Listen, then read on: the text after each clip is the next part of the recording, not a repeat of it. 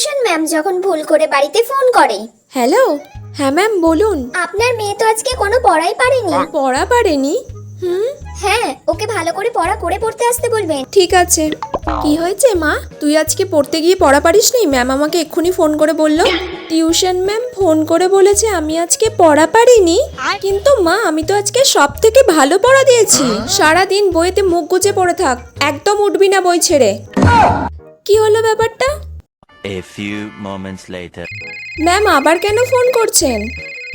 দেখ আবার কি করেছিস তুই। ম্যাম আবার ফোন করছেন। হ্যালো। আসলে মিসেস রয় ভুল করে আপনার কাছে ফোনটা করে ফেলেছি। আজকে না দিশা পড়া পারেনি, মিষ্টি আজকে খুব ভালো পড়া দিয়েছে। আমি ভুল করে আপনাকে ফোন লাগিয়ে ফেলেছিলাম।